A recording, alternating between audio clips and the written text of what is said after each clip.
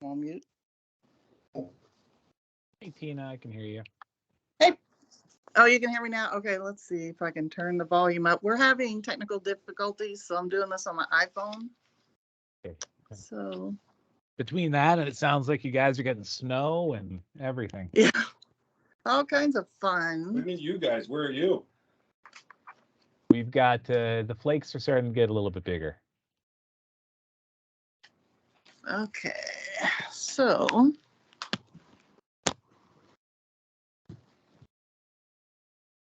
That works. So can you still hear us and see anybody?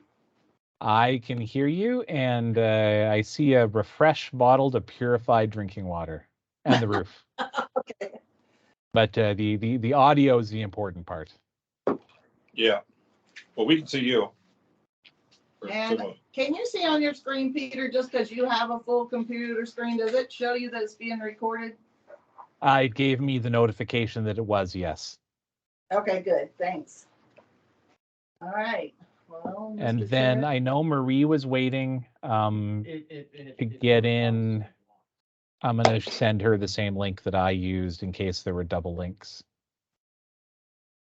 Yeah, it should be the one in the series of appointments that were sent out is the one, but I only saw you waiting in the queue.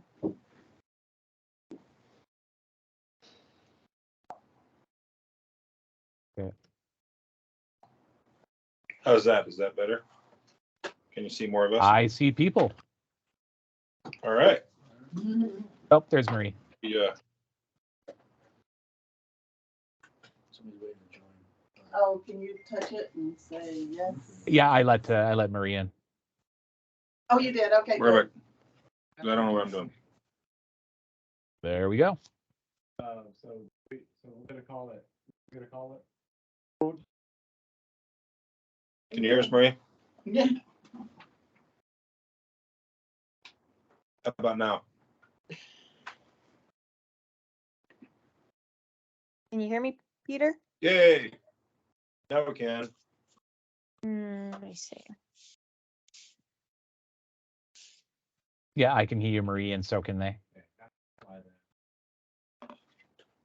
But can she hear us? Did you hit mute? No, did I? No, I don't know. I can hear you guys. Oh, he can hear Wait. us, so nope. No, there's something here that says mute on Marie. No, that just says Marie. Oh. I was asking if I need to sign these two. You do. Please. Can you guys hear me okay? Yeah, I can hear you. Okay, that was strange. Sorry about that. Not sure what's going on. I always say the first 5 minutes of a meeting is dealing with technical difficulties. Yeah. Even if everybody gets here. Okay. So you're here. We have a quorum. We can get started. That was already there. Agenda, did you all get a chance to look on it? Anybody have any alterations or amendments to the agenda? So first of all, call to order. We're here. Roll call. The only one we're missing is Andy. Yeah. Everybody else is here. Approval agenda. Any objections to the agenda as written? Okay. Agenda passes by unanimous consent. Any alterations to the minutes? They were pretty straightforward. Okay. Hearing no objections or amendments to the minutes. Move as is, as written. Items of business. We will, unless there's any objections, move the committee of the whole. Okay, we are. So last week we had kind of just some assignments. I know Andrew was working on some parking lot stuff. Peter, gets anywhere? What do you got, sir? Can you hear me? I probably completely failed except that I know Okay. at the time I had sent a summary PDF to Tina. I'm just getting my brain back into this, sorry. And for my apologies, remind me what my assignment had been, and I will tell you if I'm bad or not. I'm trying to remember I exactly. think it was working off your suggestion sheet. We to were see going about through your things. suggestion sheet. Trying to get my markup here. There's my markup. So, frankly, at this point, what I'm feeling like we should do, I went through and looked at structure of the how things are laid out. I think some of the edits that I will propose, and I haven't written them all out because I spent a lot of time just a piece of paper in a hotel room, quiet, and not the world's best typer, but I've found some areas that I think we can make some clarifications,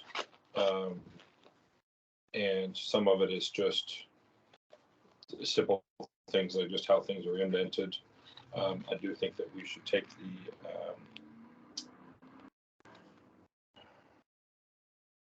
where to go. It was the shoreline protection area and set it in its own spot, just so that it's clearer, because it's tucked under preservation. But I think it deserves its own subsection.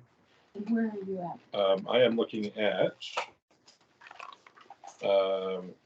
It is 10 or 1633.050, subsection C, and it says preservation of existing native vegetation, and number 2 under that is shoreline protection area, and it gets referenced back a few times. I think we should pull it and just give it either 051 or start the numbering over again, because I think shoreline protection is important enough that it should be easy for people to find and see. So if you look in your handouts, you each have each individual subsection of the code. Mhm. So if you go to your handouts, I know you were looking for the entire code. I don't know that it was handed out again today. Okay, no, that's just. But it's no in problem. the handout. So when he's saying 1633.040, Yep, I found it. Is it 050, I believe? 050. Okay, you did find it. Okay, Yeah. all right. I just didn't recognize it. Oh, it's all right. Yeah, and so what you have in your handouts is, I did the same thing you did Good. and went through, and I think I may have done what you were talking about, but Yeah.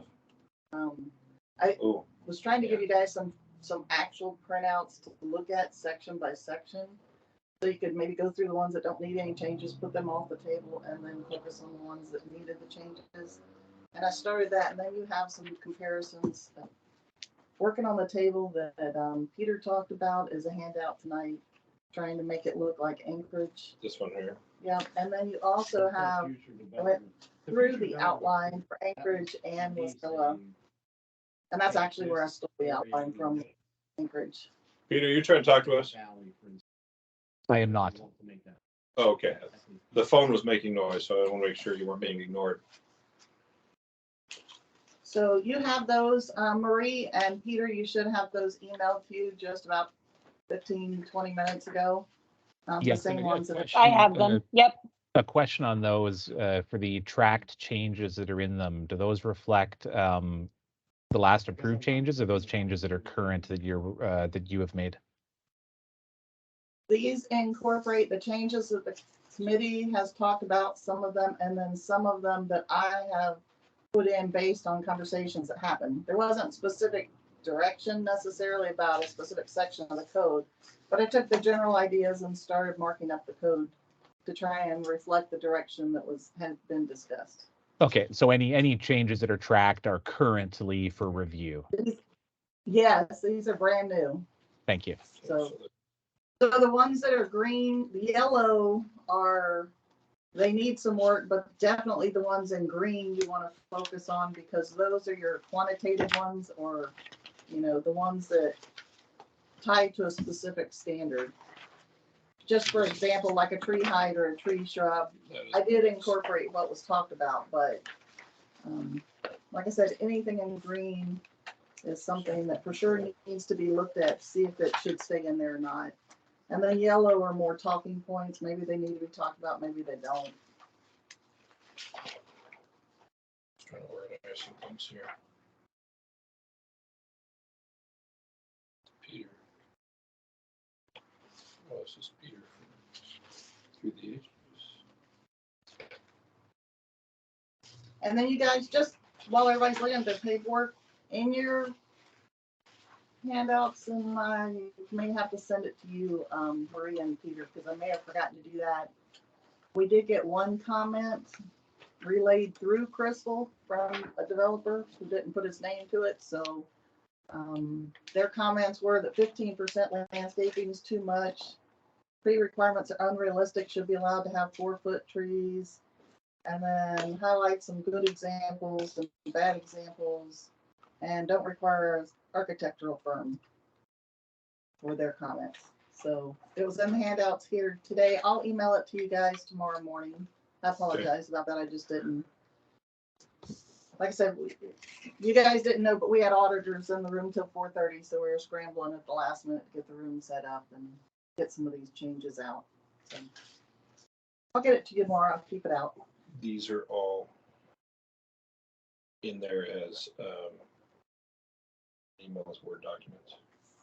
Yes, Okay, good.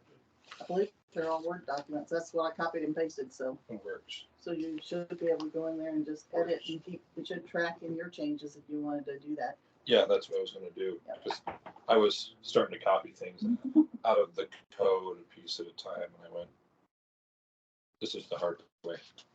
All right, so let's all. They're all in Word. Perfect, thank you.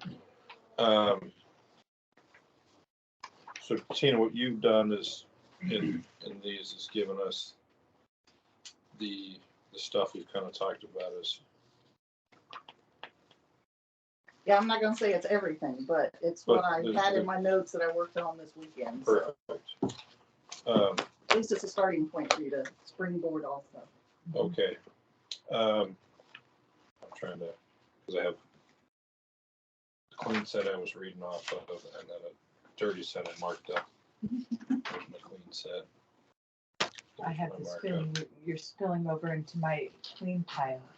You make me a little. Pushing Yeah, down. yeah. Just Well- get your foot over there and Yeah. shut it down. I feel.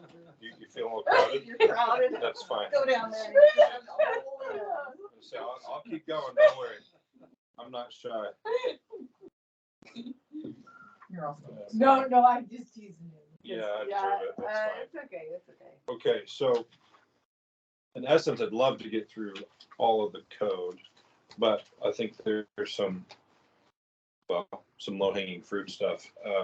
What I think, anybody have, I feel like I have a sense for the structure of this and how I can make it a little cleaner and easier for the average individual to understand, who's not sat there and stared at it their entire life, like most of you guys. Anybody objecting to me just reorganizing a little bit and then saying, what do y'all think afterwards? Not doing it for content, just using it for clarity. Okay. But then at that point, kind of what I've done is read through some stuff and went, oh, does that make any sense at all to me? And there are some things where I'm like, I don't know if that makes sense. And then I have some other things I read and I went, oh, that doesn't make sense. I think it's too much. So really the areas I think where I really want some feedback from everybody is when we look at just basically what looks good. So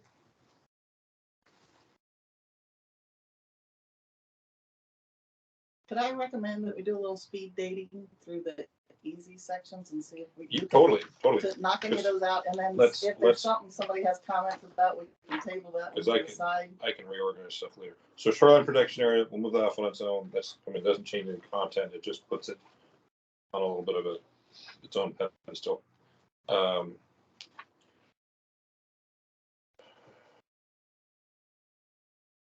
So what I'm looking at now, just for those on the phone, is there's the document. Tina, which one would this be for the folks at home? Read the title of the Oh, section up top. General landscaping requirements and standards, municipal code. The number would be Oh, helpful. 50. 050, yeah. Okay, now you're into the meteor stuff. That's what I was saying. Can we speed date through the other ones? If you would let me take the reins for just 2 seconds, I Which- think which you at one? least. So if you look at the very first one, 1633.010, the purpose. Okay, 10, go. I don't know if anybody has any purpose changes. I added about the urban forest. I added the definition for what an urban forest is and some language there for people who don't understand what that is.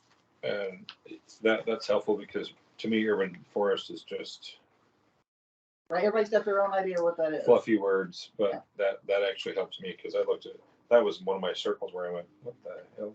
Right.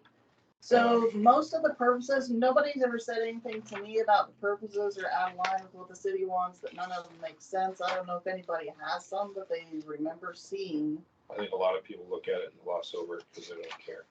Well, they're just they're just Sure. overview as to the why. So most of that really Well- doesn't need. Why matters? So this is good. So I mean, I read through it again. It all seemed to be consistent with the comprehensive plan and the goals of landscaping in general. But if there's anything anybody has to that, otherwise I would say move past that one and just call that one a day unless somebody comes up with a specific standard they want to email. Because that's pretty generic.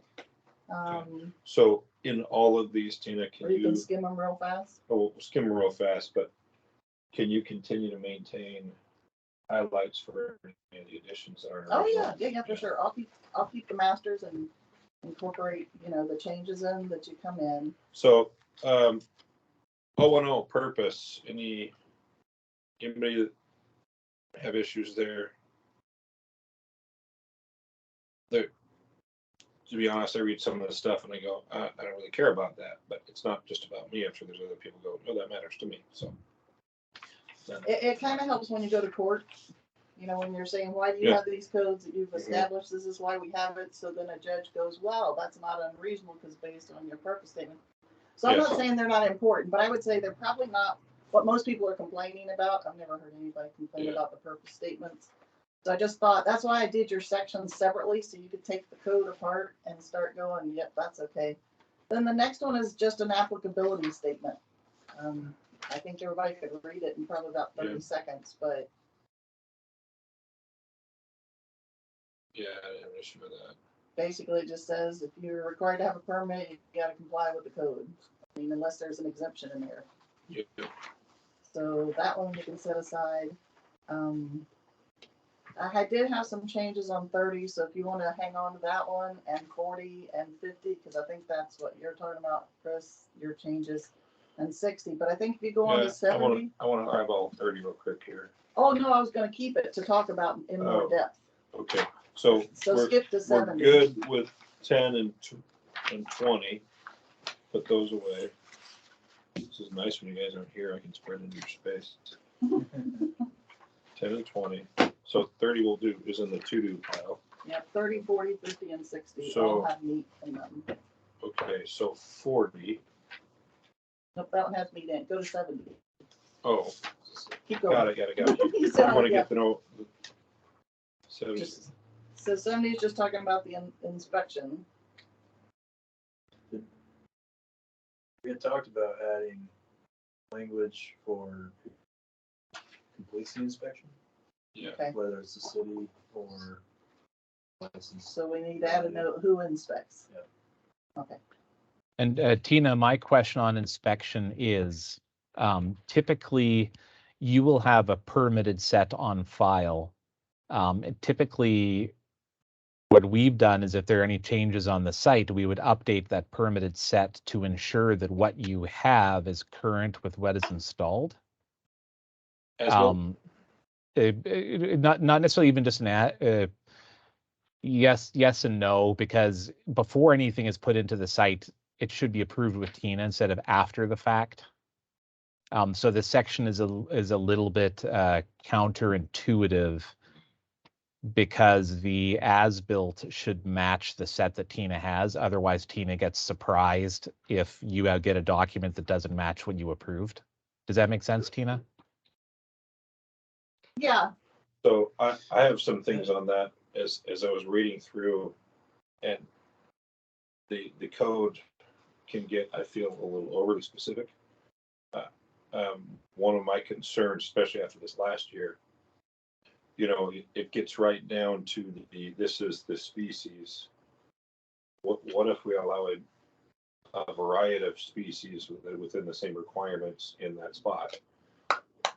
Does it, to me, it's a waste of resources, city level, and a waste of resources back and forth. If you say, okay, we're going to put a birch or an aspen or whatever, if there's put one of these species in that hole of this size, in the end, does it matter what's in that hole? Does it need to go back to the planner?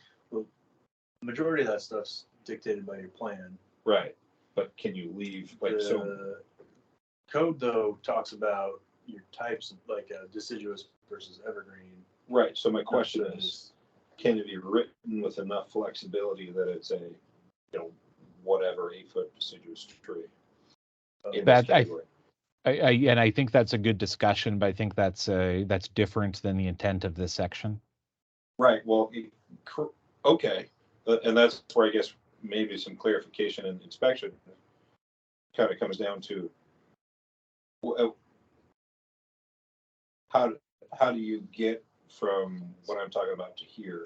So what does the inspection need to have in it? I think I'm following what he's getting at, and it actually brings up a point that I've discussed with Una, our landscape architect at the BTA company, and that there's no method really identified in the code as far as making changes to your approved plan. Right.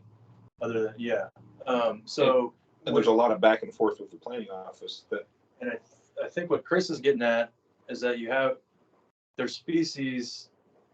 A species set. Yeah, called out, but like there's species type, deciduous tree versus evergreen tree, for instance, called out in the code, but the actual species of tree isn't called out, and that's governed by your landscape architect. Right. And But on their plan, they could put a list of viable species to put in those spots. Right. That would be an option that they could go down, and I think that's already currently. I'm just questioning. So typically what we do would be, if we felt there was a significant change to a species or something in the plans, we would update it with Tina.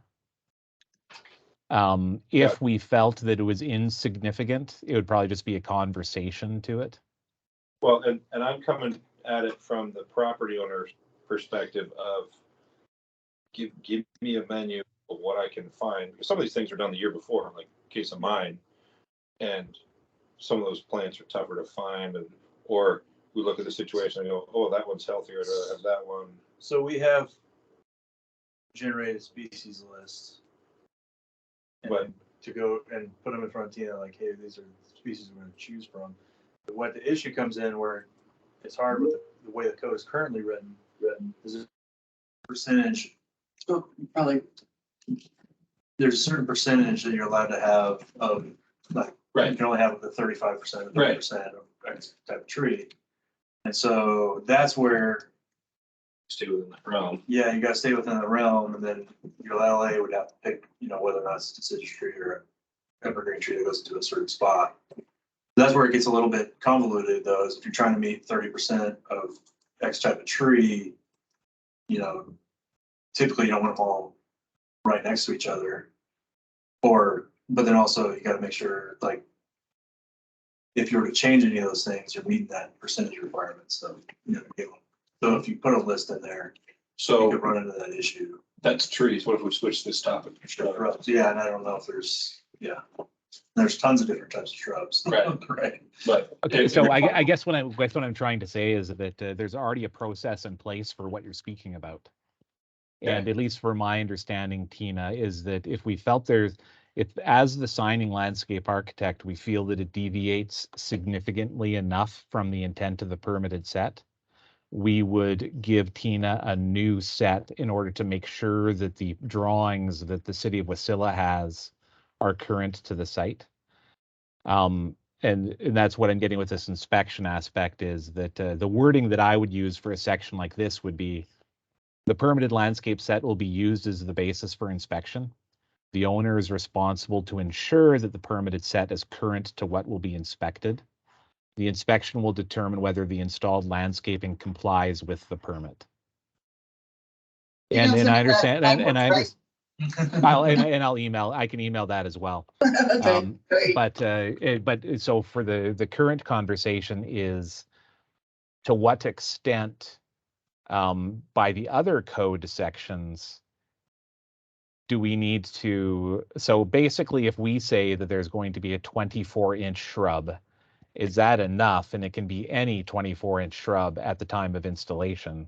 Or do we want specific species listed? I think that's a different discussion than inspection. Right. But correct, I guess that comes down to you're approaching it from one end, I'm approaching it from the other. But I'm looking at it from the property owner, you're looking at it from the architect side. I totally get that. So I just want to make sure that there's the flexibility without having to check in every time You want to change something. I mean, like if I can't get that species or, some of these projects can take a while. But speaking from experience, normally what happens is you nailed it, is that depending on the season where we put the documents together, availability might determine what goes into the drawings. So there's normally one time when they have a landscape contractor on board, we will work with them to figure out what's available and what they can commit to providing. And then that's what we would update within the permit drawings. And I think probably Peter, I mean, it's a question that nobody's ever asked me before, so you guys deal with this all the time. I mean, most municipalities make you indicate what type. I mean, that's pretty common Yes. practice. And I would think some communities care and they actually do look at that and regulate it. But other communities don't, but I think it serves a dual purpose, doesn't it? Because the landscape installer needs to know what it is that the developer or the property owner wants. That's their template for installation, right? So you Yes. don't leave it up to the installer to say, hey, put whatever you want there.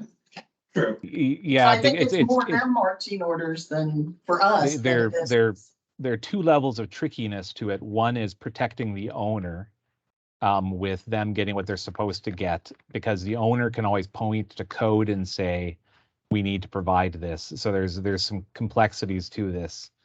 In Anchorage and other jurisdictions, it's always the inspector is allowed to make decisions on site. So in town, what we'll normally say to people is, yeah, instead of a potentilla, we'll use a spirea. If the inspector is good with it, everything's great. But if the inspector would like us to document it, then we'll just update the permit set. So there's some discretion on the part of the inspector as to how type A they want to be with the code. Okay, and I see where you were thinking about what I was thinking about. You were saying, okay, we'll update the plans. I look at it from the other end as, did I pass inspection? Am I checked off done? It's a little bit of a Versus- combination of what's going on. Yeah, he's like, I gotta get my drawings right. I'm like, am I done? Am I done? Am I done? Yeah. Am I done? Can we turn this in? We're done. So that makes, that's where you're coming from, Peter. I like it. So I'd be interested to see what you just wrote up there. And I just emailed that to you, Tina. And basically what it says is that someone is responsible to ensure that the permit set is current. Yeah. So instead of the code saying we submit what was installed, it's better to say the permit set is current, because that means that Tina or someone has approved the changes, that there's no surprise at the end, because it happens when a contractor will put in different things, the owner is surprised, we're surprised, and then the city is surprised. Depending on how different it is, yeah. Understood. And I'm looking at it to what leeway, but I'm a fairly involved owner. You know, some people just say, huh? Or they're not even around. Yep, and I think that's a really fair topic. What you hit is correct, but typically, yes, and this hasn't happened very often with Tina, because most of the time we've worked with the contractors that the species are generally correct, or maybe it's a different cultivar and that's acceptable. But if suddenly we had to change something out from birch trees to amber choke cherries, that is something we would probably give at least Tina a chat to see if she would like us to document it, or it could just be a verbal thumbs up or not. Okay. Yep. And currently we just do it via email. Got it. All right. That stuff makes more sense to me. I just, in any way we can clarify the world in the code is better. Ambiguity is not our friend, but flexibility is. So areas of clear flexibility versus gray areas. Well, yeah, and I think as far as what I was getting at is with what it sounds like City of Anchorage has set guidelines for changes to your landscape plan. And that if you change a species, they want it shown, changed, shown on a plan, and then submit it and review it and somebody to approve at that point, right?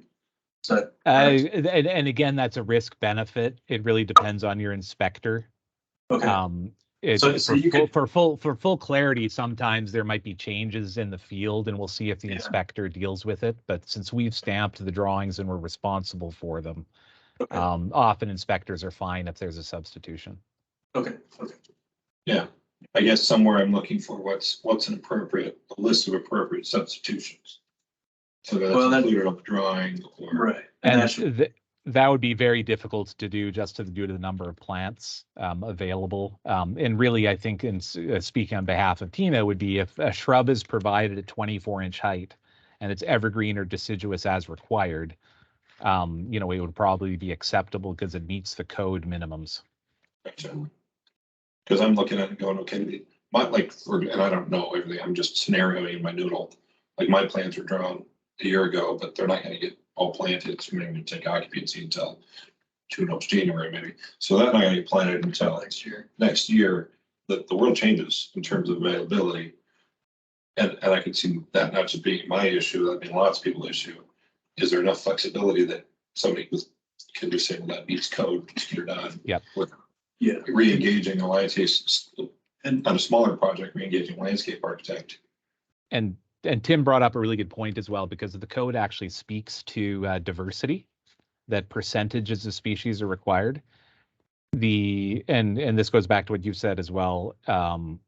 The code should be simpler. It's going to be hard. There'll be some spots where it's complex, but for something like this, the benefit of the landscape architect involved is we know that if we do a species substitution, we can't just give more cotoneaster, because then we wouldn't have the right proportions. Right. So, okay. So yeah, if somebody's at the point where they're making that, they have a landscape installer put together their plan, submit it for review. That person's taking on the responsibility, making sure that. Yeah, so springtime comes. Here's what's available. Right. Make a list, go, this is what we can do. Yeah. Great, go for it, buy it, versus multiple trips. Right, and then for larger projects, you have the LA, they can make that go. Right, that's full everyone. But under 10,000, which is, you get a bigger, like the, like the Target project, You're way up there. you don't have people, you don't have locals involved. Right. But you get anything under 10,000, it's a lot, it's mostly locals. Yeah. Potentially. So, and a lot of folks will do this once in their life. That's good. So that's the group I'm trying to speak to, because that's the group I understand. Right. Well, Fix Lot, it was over 10. And the only reason I can call that one between Lithia and Ford. Oh, up there. Yeah, they're over I- 10. The reason I know that's because they had to go to the planning commission. So the trigger was the 10,000 square I feet. did everything in my power to keep it at 1,800. Right. And Peter, I want to speak for They you, use local. but my experience to date is that it's generally pretty simple to make substitutions. Yeah, Yeah. and again, it goes We were- back to the reality of what's available and, you know, the minimum sizes. But I think we already have, I guess what I'm trying to say is, the code I think is okay as far as that goes at this point. Okay, well, Yeah, then I'm good. and that's the nice thing with like Chris was referencing is the flexibility is we don't want everything to be in code because it's just going to make it cumbersome. So if there's some things that work right now is the negotiation or the flexibility of approving with Tina based on things that aren't dictated by code except for size. It works well to date. So, I agree. cool. Well, I'm clearer now. Thank you all. But what I'm looking at in terms of inspection, should we add anything on here about who can inspector be? Does it have to be the city? Can we hire a third outside party that inspects and submits? What do y'all think?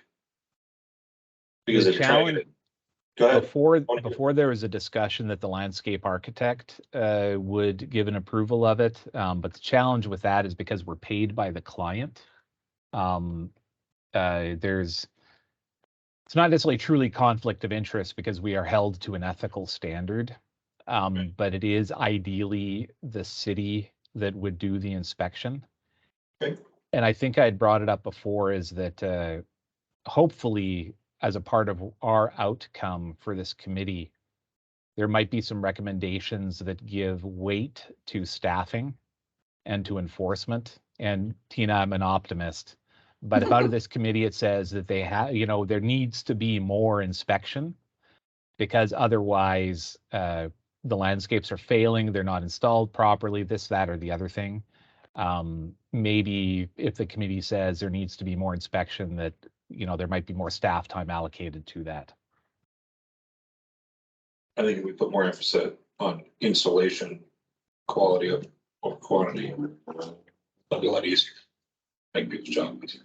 Well, and that goes back to the stick and the carrot we had talked about at the beginning of the Yeah. meetings was how do we incentivize good installation? And that I think that'll be the meat of the next part of our discussions once we've gotten through the basics, is to figure out, can we reduce the amount of planting if they put in an irrigation system, those kind of ideas?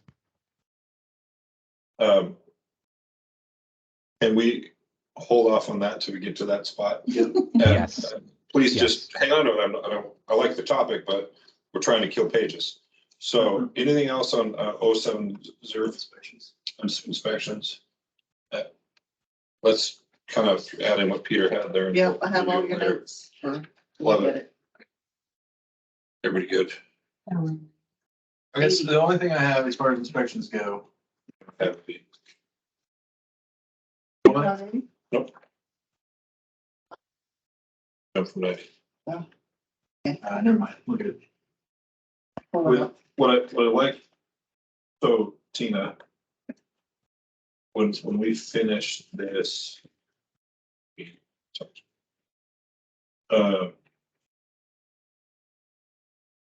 would be nice if we can get this. You can compile it early, just get it out. And then we can make drafts and send her back because it would be nice to see everybody's first reads before we meet again. So as far as inspection goes, do we, at what point does inspection occur? You know, we want more than one inspection. The reason I'm getting at that is the guarantee period and the maintenance and replacement for installed materials. So do you want the inspection to happen prior to the guarantee period, or would it be at the end of that guarantee period? You have to change your guarantee section. Okay, so you don't need to change it here. You got to change your guarantee because the way the code's written right now, the guarantee is not for maintenance. It's for installations. Correct. So you can change that, but that's in this Right. grouping that we're hanging on to in our hands. Yeah, okay. What So I hold what that I would box in thought. What I would recommend would be that within the guarantee section, it states that the guarantee period begins upon successful inspection by the city of Wasilla. Well, it's Because not a then- minimum guarantee, Peter. It's if you've got your project in the spring and you Yep. put your landscaping in the summer and you pulled your bond or your guarantee, whatever, and you get your landscaping in that summer and you call us and we inspect it and it's good to go, we'll release your guarantee right then. There's Yeah. no holding it for a year, 2 years, 3 years. It's contingent upon you putting it in the ground and it being inspected and complying with the plan. Gotcha. Right now. Was it different before? It was the last, okay, so in 2006, when the code was adopted, it's the way it is now. In 17, we changed it and said, no, we want a 2-year guarantee to make sure the landscaping survives. Because there was some conversation about that. Yep. But there was a lot of pushback on your holding. I'm having to pay bonds for 2 years, possibly 3 or 4, depending on the timing of the project. Don't like this. What's the purpose? What are you going for? And so we just took it back the way it was. Just a Okay. guarantee to hold it till you install it, and then basically it's on you from there. Who does the inspection now? Planning. So that would be a good thing to revisit when we talk about the guarantee. But then, so basically, the guarantee then would be released upon the successful inspection of the landscape. Is that correct?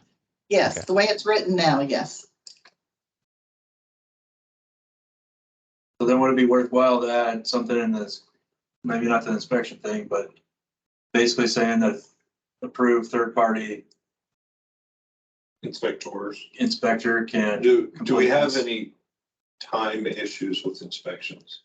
Be sitting around waiting for theirs to not get done. No, Okay. but we have a problem is people don't call and tell us they want an inspection.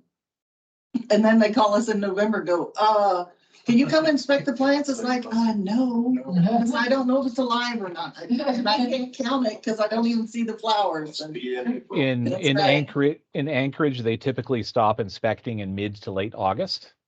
Yeah. Specifically for what Tina just said, is we can't inspect, things can't be inspected unless you can evaluate their healthiness, which means leaves need to be on. There's plenty of leaves out there right now. On the ground, yeah.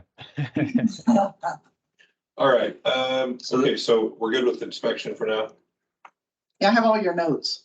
Yeah, All but of that it's- does bring up a good point, is that the inspection section should probably include the timeline, is that either inspection must occur when plants are in full leaf, or state something like by September 1st. June 1st and September 1st. Well, Final is better. Landscaping inspections shall be requested by the owners and Yeah. to be completed between June 1st and September 1st. Something along those lines. yeah, or later if for some reason we have an ice storm somewhere, when plants are appropriate. So generally this, but yeah, got a nice year, maybe it's that. Yeah. Because sometimes you can build roads Oh, yeah. to the end, well, it's late, and sometimes it snows early October. Right? So yeah, I think the key really is climate health of the plants. So we're good with that timeline thing there. Okay. So 70 stuff, 80, You don't have any in your packet, so it's up on the screen. okay, I got 80 here. Sorry about that. That's all right. It's all right.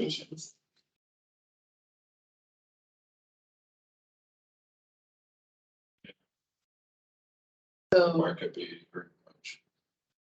yeah, pretty much says it's the owner's responsibility to make sure you keep it. It's gotta be kept forever. You've gotta replant during the same year that it dies, or if it dies over the winter, then before June 30. That lawns and landscaped areas have to be maintained according to standard practices, and that you gotta maintain your screening and buffering between uses until it's no longer needed because the use changed. So, I mean, it's pretty basic, but Yeah, fine.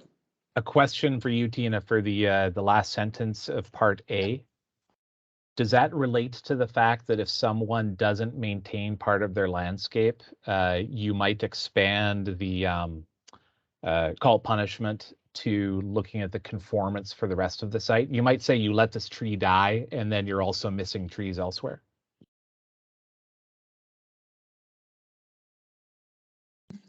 Well, I mean, if we notice that one tree dies, yeah, we would look at the rest of the site to see if the rest of it looks good. Now, whether we'd actually physically pull the plan, I've never had to do that yet, to be honest. It's just, we have enough keeping track of the first inspections and Right. keeping up with those versus repeat. So it's more dealing with if there's something obvious that died, we just deal with that. But it does leave the door open that if we wanted to pull the plan, we could make them put them all back. It just doesn't mandate that we have to do it. It seems And, like, and I'll ask my question better. So let's say in the future, if there's a code change, does this sentence give you the option to ask them to bring their site up to the new code? Yeah, that's in the rest of the code. There's a part that talks about that, and it even, I believe, if it doesn't, it will say that if the code changes and you want to follow the new code instead of the one that you were approved under, you could submit a revised plan and go under that one. I mean, that's what I'm doing now, but we'll make sure that that is in the actual language. Yeah. So that's what we Get rid of the legacy. It seems like that in this section for that, it's assuming that you're already up to code. It seems as though that's what the intent is, although it doesn't read that way. Well, because whatever your approved plan is, I mean, you Right. could have had one approved in 7, one in Right, 17, right. one in 21, and now one in Sorry, 23, yeah. So you're conforming up to what was approved, that, and so your lot is approved the way it has been landscaped, and you are missing a tree or two or something like that. That seems like that's the intent of this, and not to bring a site into compliance because one of the trees died. Yeah, you're correct, Tim. It's not. Right. There's a section that deals with that Okay. when you're in the forming site. Right. So I have a couple of word edits that I'll send to you, Tina. Okay. But then what I would recommend is that last sentence of part A is really a different discussion. So if that's moved to be paragraph D, because it's really a window to looking at their landscape in a larger enforcement fashion. Okay, I made that note. Okay, we good with 80? Good. Plan B. Oh, Man, I wonder what's going on for those silence. Wow, and our windows aren't even open, but don't they sound like they are? do. Oh, yeah, probably people don't know how to stop. They're like, oh, water. Oh, Snow. oh, it is open. Okay. wonder it was. I know. That was weird. Gee. See if I can find it here, but I didn't see it. Oh, there. 90? I do.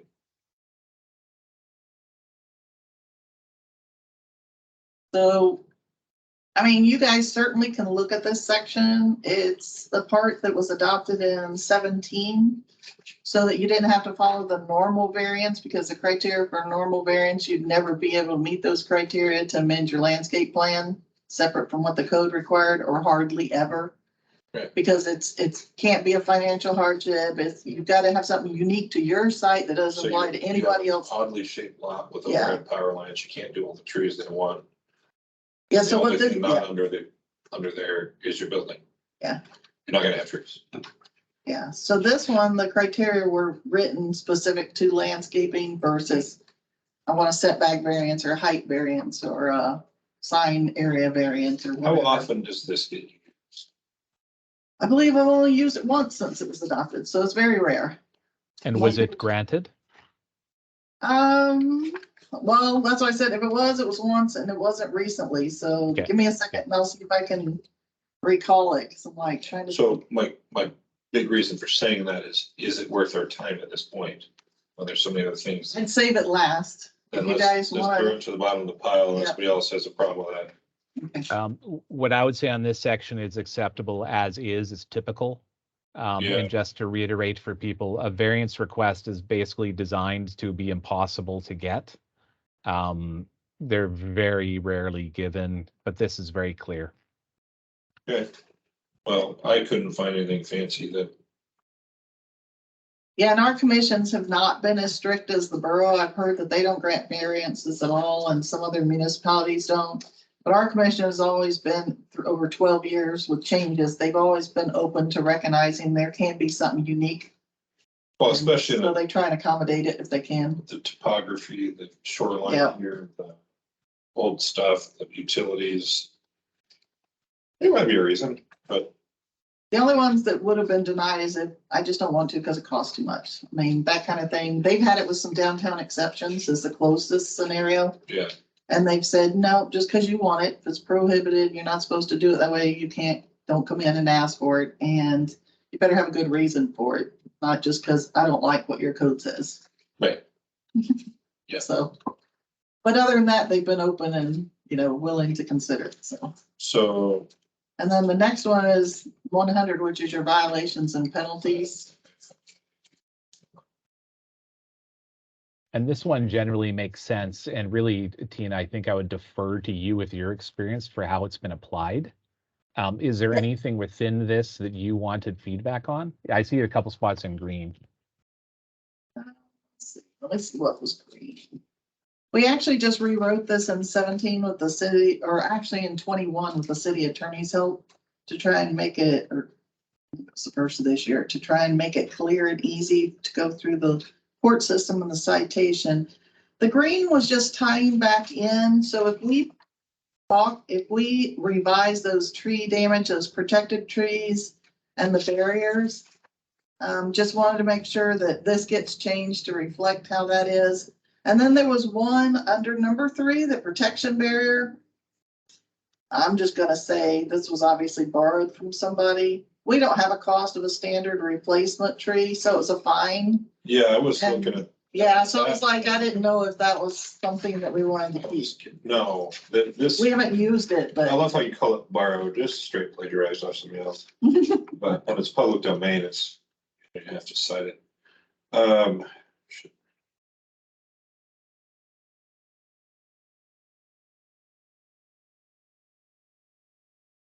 so really, like I said, the 2 highlighted areas were, just, I think they either need to be stricken, that part of it, maybe the whole thing needs to be stricken, or just, written more generically. I mean, because it can be it doesn't have to have a separate penalty. It can just have the normal $300 penalty for violating the code. So this, and I'm not sure if I took this from Anchorage or if I took it from another community. A lot of this language actually came from Anchorage, but this may not have come from them. And that's why I said it could probably just go away and not matter. You know what I mean? Some communities have nice trees that they want to preserve, and it makes sense, whereas we're not that blessed with. We Bunch of have nice trees. birch trees that die on an average of 30 years. Right. So that is just more of a talking point. I was leaning toward, yeah, even for me, it's like, I don't know that we need to do this, but I wanted to bring it to you guys' attention so you could give feedback. So to confirm, the items that are not green were reviewed by counsel, by your lawyer? Yeah, well, everything's been reviewed by lawyers historically, but yeah. This particular chapter, the last time we amended it, was looked at it closely to make sure that it had what it needed when a citation's written, that it goes to court, that the judge doesn't throw it out because it doesn't tie to your actual code language. So typically, if someone came to us from an expert opinion perspective on tree damage, there is a standard way of calculating value of trees, but that gets into the complexity of this kind of thing. And Tina, you speak to the fact it's not like we have these century oaks or similar. Right. My recommendation would be that you either reference fines being based on a valuation by a certified arborist, but that's the complex aspect, or you just set it as a standard rate. And then even for the protection barrier one, that one's challenging because the true negative of not having a protection barrier would be tree damage. That would be covered by tree damage. If you're just penalizing them for not having a barrier up, that should be a daily a daily fine or something like that. Okay, I Well, wouldn't tie it to the value of a tree. It should just be a daily disincentive. As I look at this, and then part of me wants to jump into what is required in a protection barrier and by who and whatever, but this is not the time to talk about that. that's in here. We Right, get that's to come fine. back. It's not the time, we'll come back.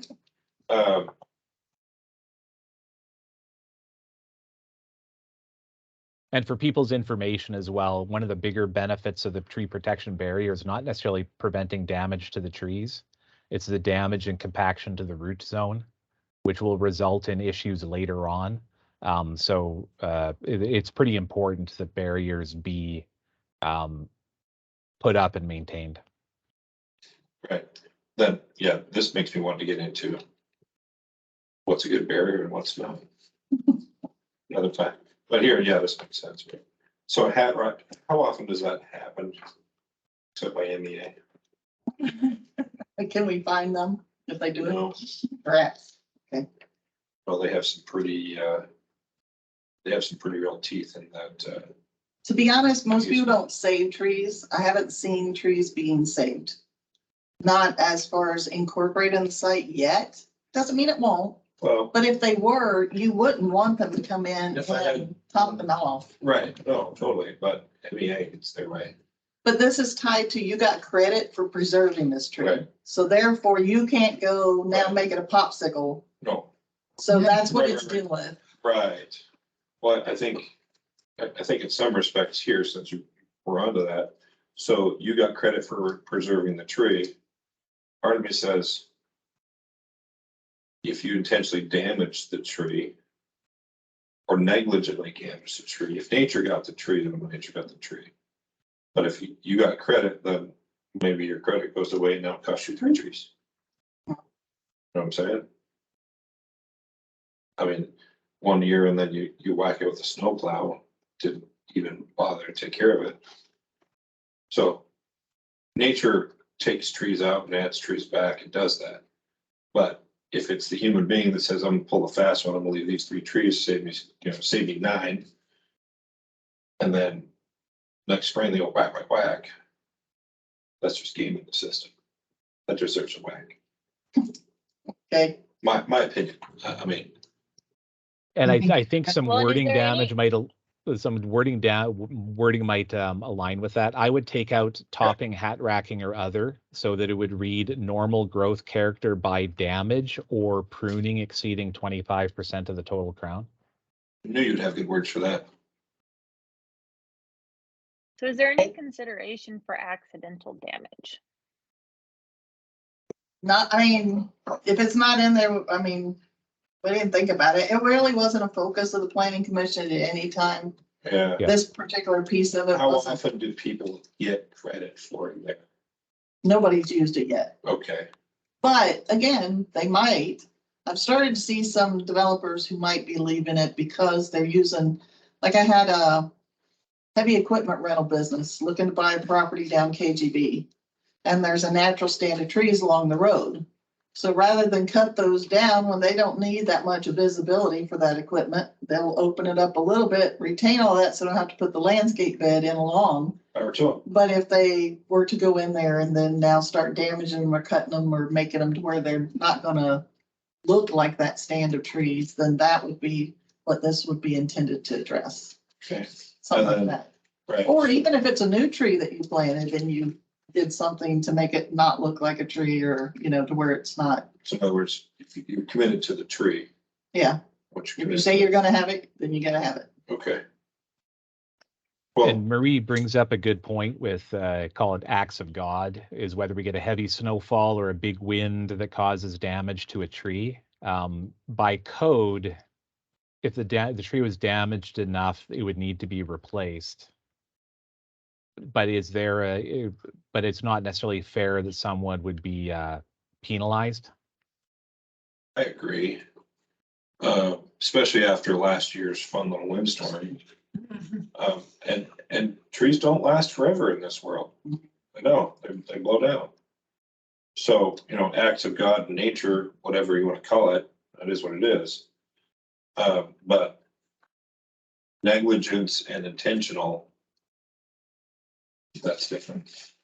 And maybe this is one of those items that's a good point, but doesn't get put into code because it can be discretionary because it's not an intentional act of damage or pruning. And chainsaw marks are easy to spot. Plow truck hits are easy to spot. When it breaks off at the stump because of the wind, that's easy to spot. Okay, I'll make those changes and then you guys will see it. Everybody happy with what we talked about on 100. Thanks, Peter. Your last one is just disclaimer, and that one's pretty much legal, but anyway, it is a section of the code, so you can say you looked at it, you deferred on it to legal or whatever you want to do with it.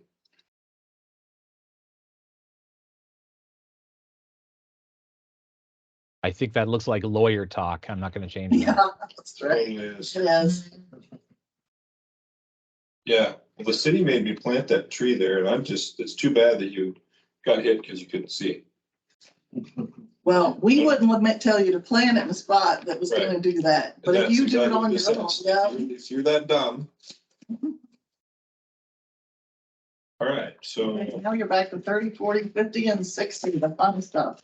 yeah, And then just for my benefit then, so section 10, 20, 90, and 110, I think we had no modifications to.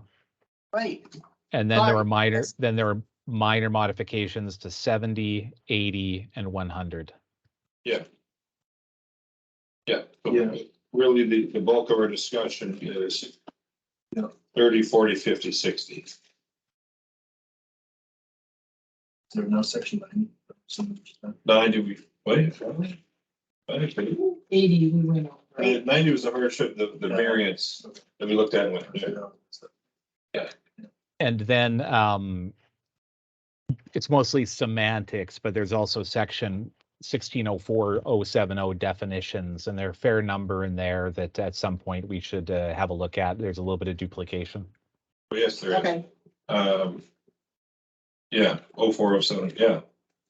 And this doesn't take these off the table. I just thought if you guys at least focused on those, looked at them, crossed them off for the most part, that we're good with them, then you can focus on the rest that really matters. I concur fully. Yeah, I like the definitions. And so Peter, one of my thoughts was, do we build a section for definitions just for this? Or do we make a list of definitions that we think should be added into the whole chapter into 1604? Typically in my experience, code definitions are broader than just a particular section. Tina, based on it would probably be hard to make it specific to this section because there's so much overlap with other definitions. Tina, do you have any? It's not really hard. I mean, we talked about this before, so I thought it was funny. So I'll just say, Yeah. you guys said last time, leave it in the main definitions. However, our sign code has a full set of sign code definitions within that chapter. So I don't think it's necessarily bad. I mean, Okay. someone could argue, well, I didn't know there were separate definitions over here and I use the generic definitions over here. So there's a little bit of that, but you kind of think of this landscape code as a self-contained chapter. Right. So it's not necessarily bad to have everything that's related to it because it will be specific to this chapter. And you typically just preface your definitions with, these only apply in this manner to this chapter. Right. And that's kind of where it's back and forth as I was trying to bust this up in terms of clarity.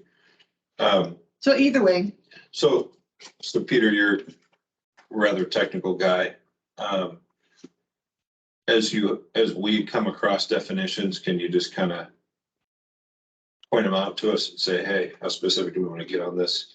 Because Sure. I like definitions too. And perhaps then we have the conversation, we just have a bucket of definitions and then we argue about, do we limit it to this section or do we fit it to the whole title? Yep. So, and then argue from there. Cool. Where are we on next? So section 30 exemptions is pretty short as well. Maybe that'd be more low hanging fruit. Yep. I don't really, aside from what's already stricken there,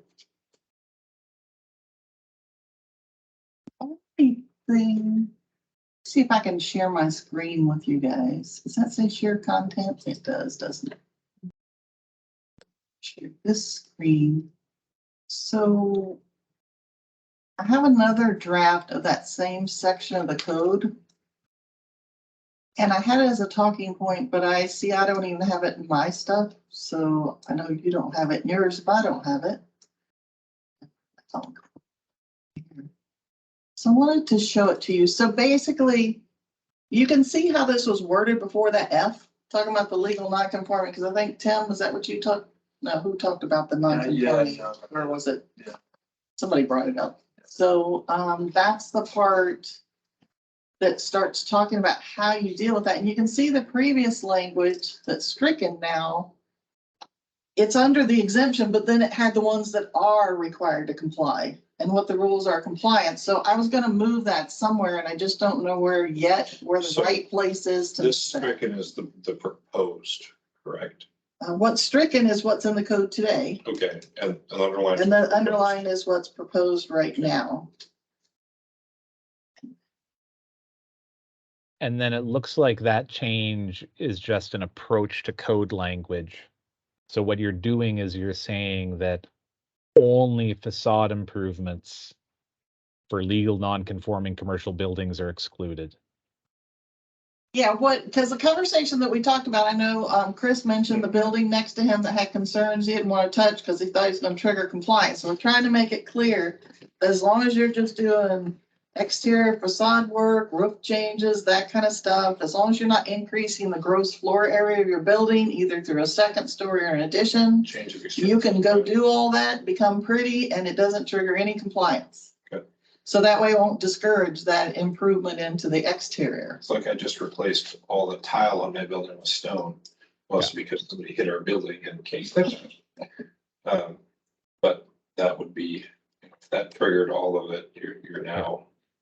So then, and just to reiterate then, this section is an exemption section. It should only list exemptions. Right. It shouldn't list exceptions to exemptions, so you've removed Right. those. So you removed the exceptions to the exemptions. Yes, and now I have to put it somewhere. So I kind of had it broken out this way was the way I was going with trying to say, change the use, clarify what that means and when it's going to trigger it. And then when you increase the gross floor area by doing this, or this, to make it clear when you do trigger compliance. But that'll have to be factored into either 40, 50, or 60, wherever it's appropriate. I like the way it's written for me. They also have an issue, Peter. This is where we'd want to bring in the percentage of the overall Yeah. project stuff. Well, wherever we move this That's where- stricken part, that's where we need to add that. Yeah. Do you want to do it as 10% of the value of the project? There was that conversation, or I think was, and put it in landscaping. Peter, you brought that up as what acreage requires for a non-conforming site? Yes, yeah, there's a calculation method for it. I think that would help a lot because then the people going in would know upfront what their costs are going to be. It's not going to be a big surprise. And that's been So- kind of part of the concern. Question is where to put that in the code. I Yeah, don't so know. Tina, This is the spot. other than section 20 applicability, where else would this the whole aspect of the non-conformance should happen very early in this section? Do you have a recommendation for where it would go? No, I didn't get that far, but I will work on that. If you want to leave me with that particular task, I can think come up with a location, I think but we kind of get the gist of Yeah. what the intent and what the ratios are and write the language. You can find a spot to plop it. now Maybe it's under landscape plan. So my only thought with going with what Anchorage does, again, with that percentages, we do not have building values that are submitted Yeah. because we're not building plans review. We do not have a building plans reviewer. We would have no idea whether that's realistic number or not without hiring an expert to do that for us. And that just doesn't seem to make sense. So In Anchorage, it is self-identified. It is not tied to building permitting. So it is on an honesty system. right, but they have building plans reviewers who review those plans, who know the approximate cost of materials and constructions. I mean, when I worked with building departments in the past, the plans reviewer had an idea because okay, so I came from Florida. The permits were based on the cost of your construction. So the building plans reviewer was that truth checker. Now, he didn't get out and do in-depth calculation. We had a general idea what this square footage of an improvement would cost. And yeah, there could be a little fluffing, meaning this is a nicer on the inside building than he's realizing. He's going with the basic cost. So you could be getting away with something that way, but they had the general idea. I personally think that the way it's written doesn't penalize the property owner as much as Anchorage does. But I understand what Maria's raised as an issue is it doesn't give any kind of qualifiers or criteria to give you an idea what to the greatest extent feasible is. I think it would almost be better to identify what feasible means. Meaning I dealt with somebody with the subway building here in downtown. The entire lot is asphalt or building. So, okay, this is just the way I apply it, and this is the way I would write it is because he's all asphalt, he doesn't trigger any requirement. If you're already asphalt, you shouldn't have to dig it up and do plantings. But if you have undisturbed areas or pervious areas still remaining on your site, then you should comply with the code, again, to the greatest extent, where it's required. Same with your building, Chris. You had to do some landscape islands on one end, but not on the other because it was asphalt. Correct. Because that was to the greatest extent that made sense. But how do you qualify that? A clarification for Anchorage, it is honesty. The building department and planning are separate. So planning is who reviews the calculation. So it really is, it's based on honesty. Planners probably have a little bit of a feeling for whether something passes the red face test or not. But just a heads up for that. Okay. So And then as a correct question me for if you, I'm- T. Oh, sorry, Marie. Right. So for kind of along the same line, when we submit the calculations for the landscape bond amounts, it's basically the same situation. It's kind of an honesty thing, and we stamp those calculations and those amounts to kind of emphasize that we have done, we are providing the best information we can. So is there a way that you can kind of go along that same line and require a professional to provide an estimate? So, or my question is, I'm gonna be obnoxious. Is this the best use of our time discussing this topic right now? Or should we find ways to make it cheaper and easier for a landowner to get it done? I'd say we come back to this one.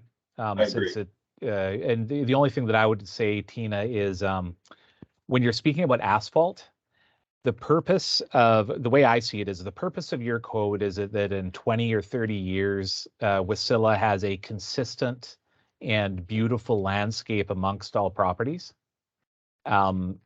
If someone has an entirely paved lot, from bringing things toward conformance, you should expect that they would remove asphalt in order to install landscape. Otherwise, you're not holding them to the same bar as another property owner. And part of that could go back to the whole purpose of the landscaping, being that you're trying to quote unquote treat your runoff prior to Yes. your asphalt. Hey, Peter, you're about to step on some skeletons, my friend. But that's just, it goes within the intent of code, and But over time. There's a paved lot in downtown Wasilla that doesn't have a stitch of anything green on it. And I promise you that will never change. Well, It and was that's capped where for a reason. also having that might be a It's what I'm, exception, not necessarily if nobody wants to talk about what's under there, but it's right Yes, there. One of my favorite restaurants. that's probably a different environmental aspect, isn't it? Or the bodies are there, or what? You know what? If you don't check and you just say, we'll buy that from you for next to nothing, $1, we're gonna make it a parking lot and nobody's gonna talk about it. Because it was an auto shop since longer than it's been alive. So I'm gonna be the devil's advocate. I'm gonna be the developer's advocate in this scenario. Yeah. Meaning, okay, I still have a viable building and viable asphalt. Yep. And I just want to do an addition, and I've got enough parking that I can do an addition onto my asphalt or whatever. And so if we put in a 10% of the cost, and let's just say they're even remotely honest, and it comes to $2,000 or $5,000, and there's nowhere 10%, it's 2,000, that'd be a $20,000 addition. 1%. Oh, that's 1%, okay. You have no idea what my addition costs. No, I was just going with Well, the small I'm looking number. at you going, that's a shed. Okay, all right, okay. That is a shed. So what would be a reasonable 10% of your addition? Well, you may not want to say that, so, Well, okay. I'll tell you. That addition, we're up over we're pushing 2.2. Okay, so what's 10% for you? How much landscaping is that? Isn't that a lot of landscaping, It's more than stupid. what you did? That's what, Well, that's why it would be based, so you have a range, so $100,000 to $500,000, 10%. how about, is there a way to stay out of that? Well, that's what I'm Well, saying. but here's the benefit that it gives you is if you have a lot that's completely paved with asphalt, and you say, we want you to take X amount of dollars, put it towards coding the landscaping code, they can then choose to use it and either, pull up asphalt, put in landscape islands, or do another method, you find another spot on their lot, whatever, where it gives them the option on how they're gonna meet, put that money towards meeting code. Okay, I guess that's where the benefit to the developer is. And then it's got its benefit to the city because you're getting some sort of compliance. And so the question is where the places I see additions really happening is downtown. I don't see a lot of additions happening. I mean, where? I mean, the one you're talking about, Subway, was downtown, right? Is that? yeah, the fitness Yeah. center on Yeah. Fishhook has done multiple additions. Who else has? Right. I think some of these warehouses do additions. I do see them in more of the industrial type commercial warehouse, because they have a bigger lot. Right. And then So, or they add it, maybe it's not an addition, maybe it's an additional building. See, because that triggers it too. yes, it does. So I guess maybe my question is, how about, and I don't want to speak for everybody, my personal thing is let's dig into what looks good and see if we can simplify and streamline the code, talking about what looks good. And then that might actually take care of a lot of this issue. Because I don't know, that's just my vibe. I think our best work is digging into what section is that? 030. No, Oh, you mean the others, 4, Like 5, 50. and 6, yeah. 40 and 50, primarily 50, yeah, 40. Well, actually 50 and 60, sorry. Yeah. That too.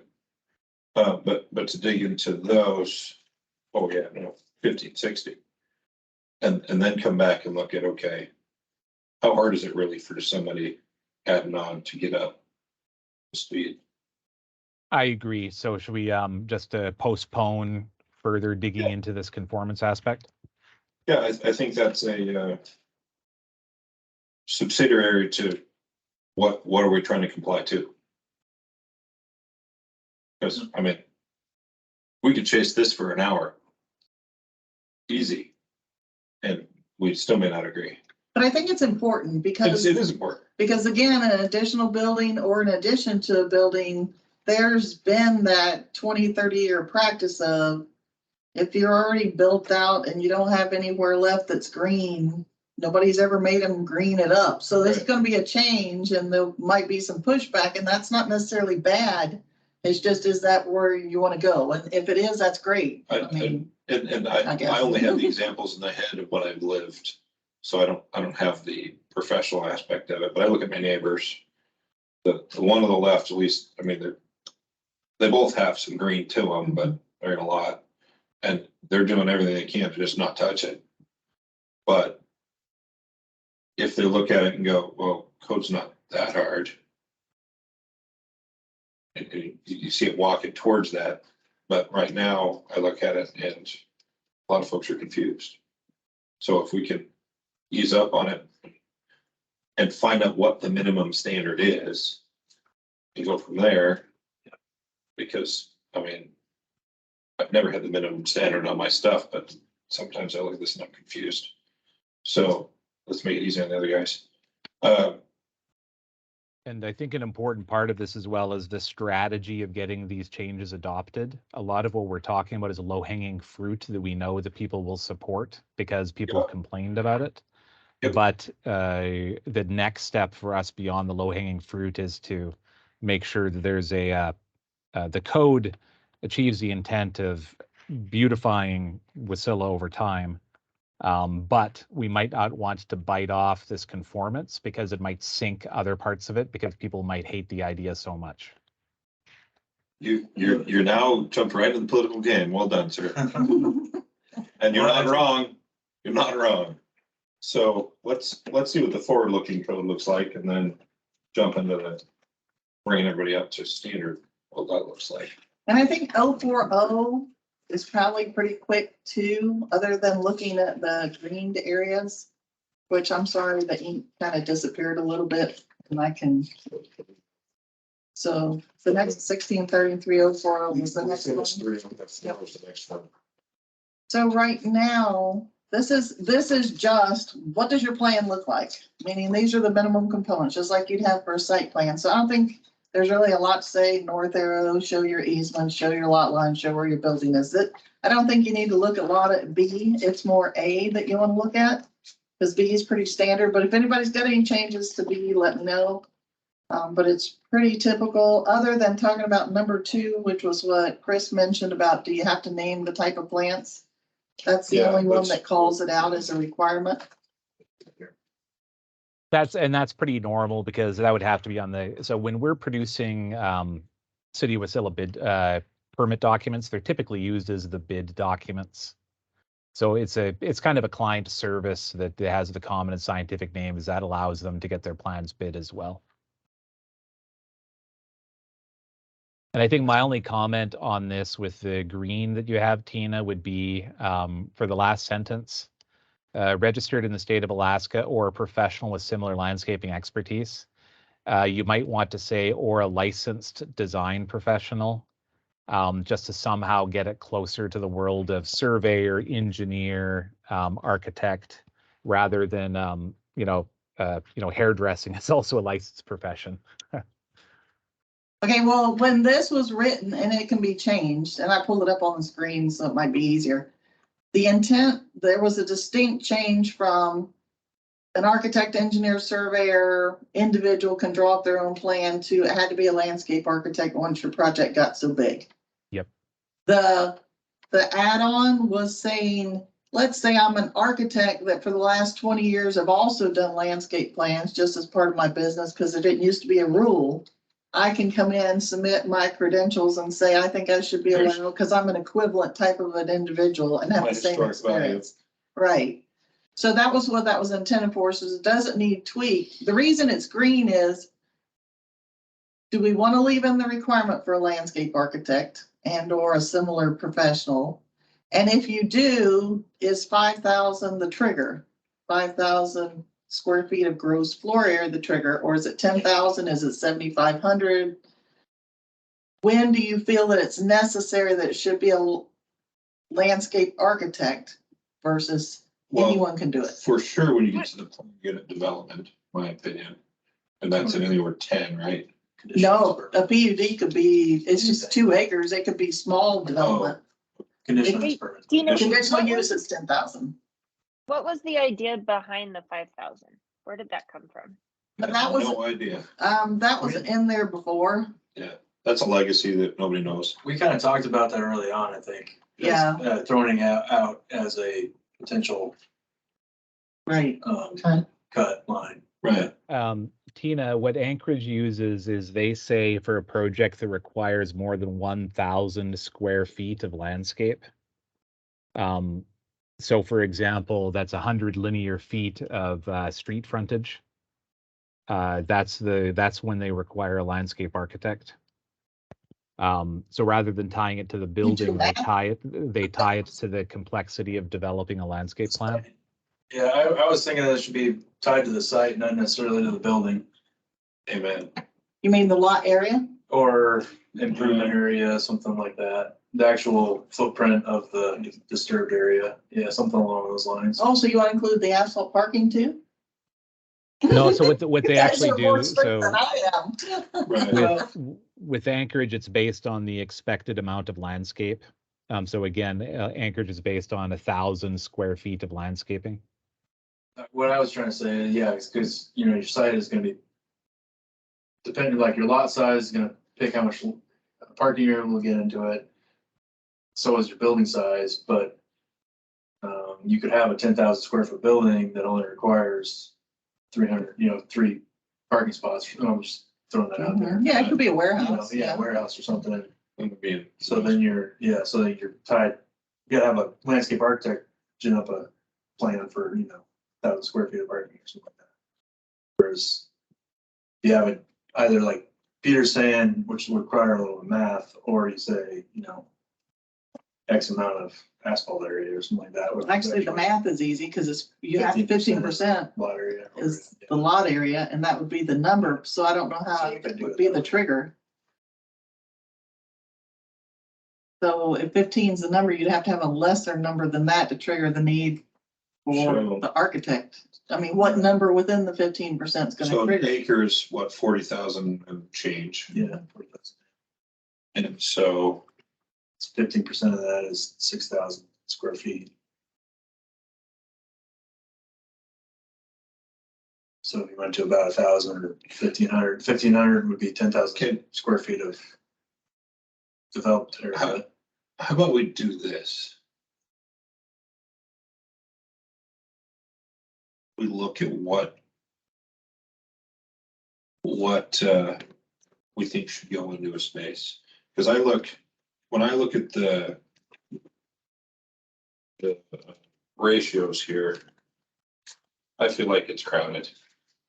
I feel like the current code for landscaping is just crowded. My opinion, it's aesthetic. I think there's too many plants and the quality goes down. Because I look at some of the stuff that's done over the last years and maintainability, and they just don't get the attention. When I look at some of the other areas where they're bigger, healthier plants, laid out a little different, and they're better maintained, I think that's easier to design. But on that's the balance. I guess, and some of that comes back to from the landscape architect opinion. What size project do you think you should be involved in? Every single one. So, And So I my might even concern- sorry, Marie. Go ahead. So one thing that I like to think about is, when I do a design, I think of a lot of different of aspects. I think of public health, safety, and welfare. We're trying to design a project that's going to be safe for people to be in. We're trying to design a project that's going to be maintainable, which is going to be successful in the end. And we're trying to design projects that are reasonable and that will aesthetically look pleasing, which is subjective because everybody has their own opinion about what needs to look like. It's So always in the eye of the beholder. right. So it's kind of hard to say, well, this certain amount of square footage or this certain amount of value requires landscape architect, because if you're redoing a driveway entrance and you need to put landscaping in there, well, now you get into the public health, safety, and welfare element. Because if you put trees too close to that intersection where the driveway comes in, now you're creating blind spots where somebody could potentially get hurt. So it's kind of a hard thing to quantify, really. That's And- why I and- just did and- way. And to build on that as well, you know, part of it defers to Tina is what we found here in Anchorage is that prior to the requirement of the landscape architect, staff spent a lot of their time guiding petitioners in the development of their drawings for them to meet code. So that the public cost for the staff to do that was significant. Whereas having the professional prepare the plan streamlined the process and required less time on the part of staff. So there's this fine line of trying to figure out what level of landscape is easy for someone to develop a plan and submit it. And I don't necessarily have a full opinion on that. I just know that here in town, because of the size of our parcels, very rarely is there any project that requires less than 1,000. So most development projects in Anchorage wind up having a landscape architect involved. So I don't mean to step on any toes here, but I'm just gonna share the information. Some of the pushback that I've received is the cost of a landscape architect. That's a huge cost. I mean, the landscaping obviously is a huge cost, and you guys have identified quite a few ways to reduce that cost. But I think what the planning commission and the city council is going to want to have is some kind of more definitive need for when is it necessary because of the complexity, and when can it be done by someone else. I'll just leave it at that. And this is a weird, it's kind of a weird, I don't know if chicken and egg is the right term, is that here in Anchorage, you know, I'm pretty happy to share that a typical permitting project here in town, we charge the client between $2,000 and $2,500. In Wasilla, it's between $5,000 and $7,000, which is bizarre, but a lot of it has to do with the complexity of the code and shifting interpretations sometimes.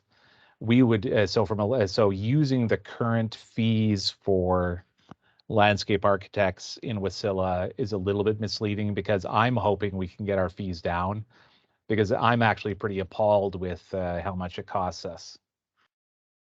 Great, And to great kind of conversation. further that, my work in Nevada and California, my portions of the projects are usually about $3,500 for a complete design. And so part of that though is there's a couple things going on there, and one of them being, which it kind of goes just development wide, in that there's not a building department or that type of review authority out here in the valley, which then puts it on the engineers, the landscape architects, to take on that a little, not that it's taking on an extra amount of liability because you have that there one way or the other, but you don't have that, I guess, cushion necessarily where you have another entity reviewing what you've put together. Right? Or you get what I'm trying to say there? So I guess my question is, how do you make Wasilla's code easy enough to work with that your fees more match Anchorage code? How does that, how do we? I'll just repeat the things I've said before is 18-inch shrubs, 6-foot tall evergreens, 2-inch caliper trees. So that really does drive your costs. And especially with the new version of the code, because some areas require 30-inch, some require 24, some require 18. And a good example is our code sheets for Anchorage versus Wasilla, where we do code summaries. They're much more complex for Wasilla due to all the different conditions that may be required. That's enlightening. Thank you. So I guess what I'm looking at is you kind of help me answer my question, because if we can be clear about what's required and say, stack these things up in landscape plan, and on the flip side, we can make 40 very clear and 50 very clear but simplified, then they get their jobs faster and less expensive. And if somebody else thinks they can do it more on their own, then they can look at that and say, yeah, I got it done, or they go, and for these guys, it's not worth my time. But right now it mandates if you're 5,000 square feet or more, you must. So maybe, and not that I want to kick this can down the road, but maybe we come back around after we get into 50 and 60 and say, or even more 40, clean it up a bunch and then see if their job got easier and less expensive. And I concur with that as well. I think that the discussion for the utility of the landscape architect would be good if we removed the costliness of it. Yeah, because, you know, because I'll be honest. my goal as a firm is to give a reasonable service that, because we do it all the time and we're quote unquote experts, we can do it faster and better than someone else. So we actually, it's worth their time to have someone else do it. Bingo. I like that. So the question is, how can we drive your costs down and make you easier to work with?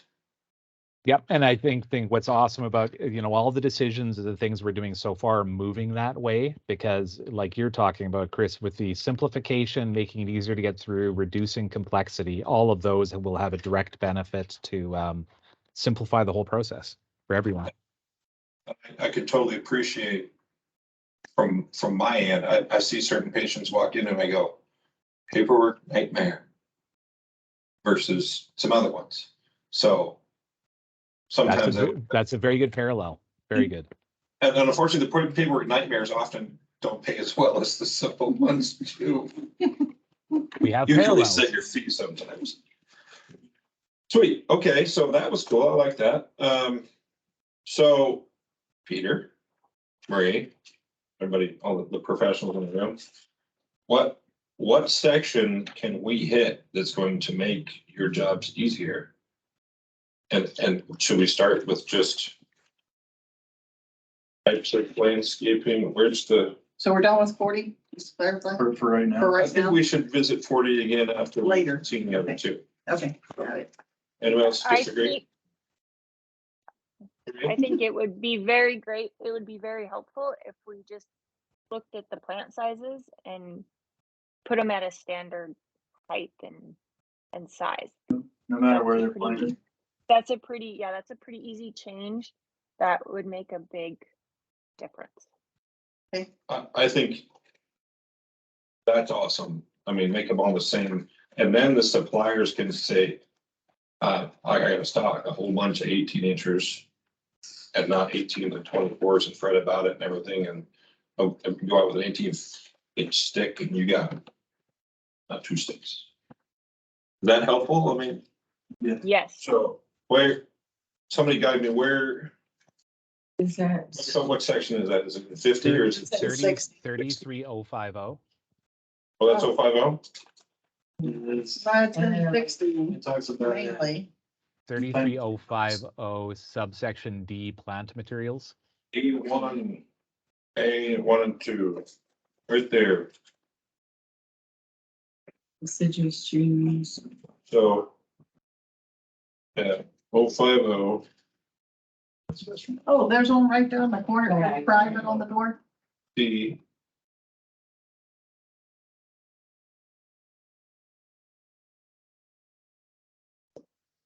Oh, yeah.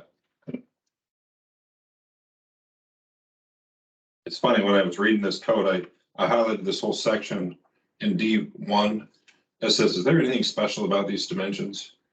And apparently there's not. So Peter, you would say minimum plant size for. What I would do would be, currently there is struck language. Yep. I would unstrike the struck language and say planted and required, and not say perimeter, to say planted and required landscape areas must be a minimum of 18 inches in height at time of planting. And then that basically that one sentence sets your size for shrubs. Say you're done. Anybody object? I like that. That's easy. Where you at, Chris? So Yep. if you go 050. You gotta flip a couple more pages. Right there. here. Okay. And Yeah. Tina, you're still sharing the Oh, 040 landscape plan, just so you know. you can take it down and put the other up. I can see it. 050.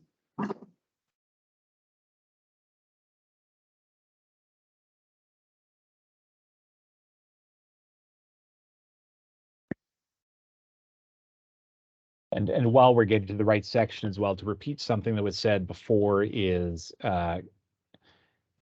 the reason for putting in the bigger plant material was to get a bit more effect and to have a plant that was a bit more mature. And there's some benefit to that, but the cost is pretty big.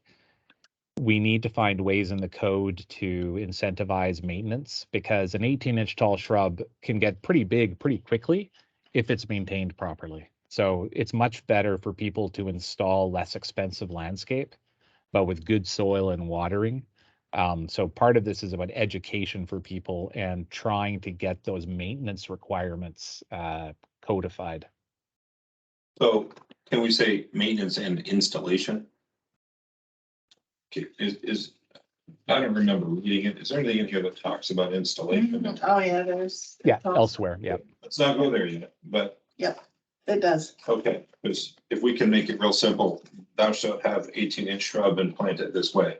So typically, Peter, if you were to put an 18 in the ground this summer, but how Good long for- would it take to get 24 inches typically, on average? Like a So if in my dream world with good soil and reasonable watering, with a cotoneaster, a dogwood, potentilla, if it was 18 inches at the summer of planting, I'd expect it probably to be 24 inches the following summer.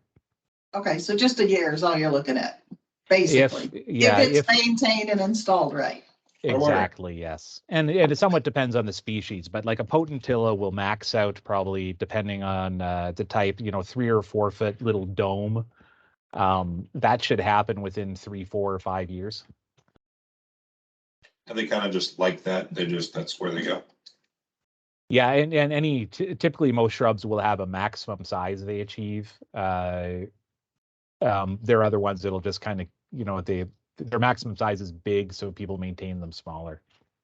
Yeah, I've noticed that some of mine, and I'm not going to jump to the species, that's your job. Some of mine that have been there for years they get up about 2.5, 3 feet tall. And Yep. others, you're knocking, they're over my head. They're 7 feet tall. I'm going to knock them down all the time. They're pretty, but good Lord, they just go nuts. Mhm. And it didn't take long. I mean, they just went kaboom. And that is another good reason for the appropriate species selection, because one of the purposes was crime prevention or security, is the selection of shrubs that stay smaller for parking lots where we don't expect people to prune. Those kind of things are critical. So shrubs 18-inch, and then on the next page, it's where it lists deciduous trees. Ideally, a deciduous tree is just called out as 2-inch caliper. And I think we'd referenced before that the rest, the height is then cross-referenced through another document. And then for evergreen trees, a 6-foot height with the 5:3 ratio is good. Mm-hmm. Help me understand 5:3 ratio, just for my own understanding. For every 5 feet in height, it has 3 feet in width. So it gives you that Christmas tree look to it. Okay. Are there what's the value of that versus, is it just aesthetic? Is there, what it does is it excludes black spruce and poorly grown white spruce. So this really is aimed at spruce trees. So it helps to set a minimum level of quality. But a good point about this as well, Tina. I don't know how often you run into this, but this doesn't really apply to pine trees, Scotch pine or other ones. But typically that it doesn't get in the way of someone putting a pine tree in because pines are nice to get a little bit of variety.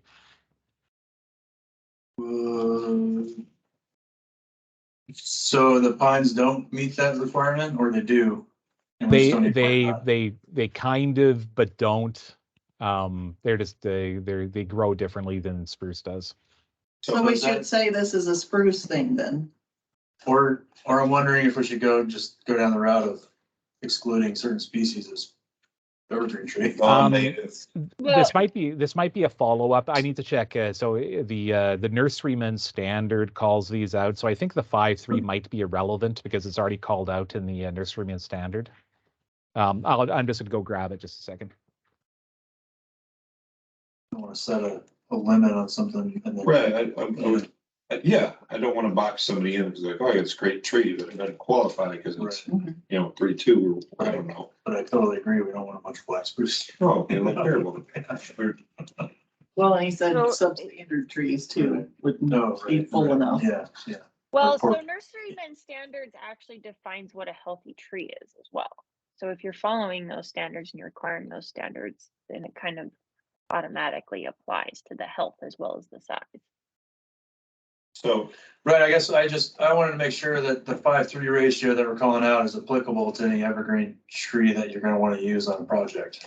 because I remember, You know what I'm So saying? what you could potentially do is just say 6 foot tall.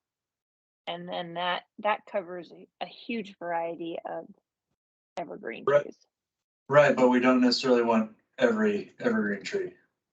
Like- Well, so that's where the benefit of having, a person who's experienced comes in. So you're not gonna get a tree from Home Depot that's appropriate for a zone 5 when Right, we're definitely not a zone 5. So that's kind of one of those things that But- reinforces having a professional. yeah, plan. but we're not writing the code for a professional necessarily. right, because I Right. remember, and help me out here. So growing up, my dad planted this funny looking, almost, I don't know if it was a large, it was an evergreen tree. It was kind of, No, because it's. yeah, I think it Is did, it soft needles? Larch, yeah, I think they lost It's a them. large. but it was cool. Yeah, they're It looked really beautiful in cool. the summertime. Yeah.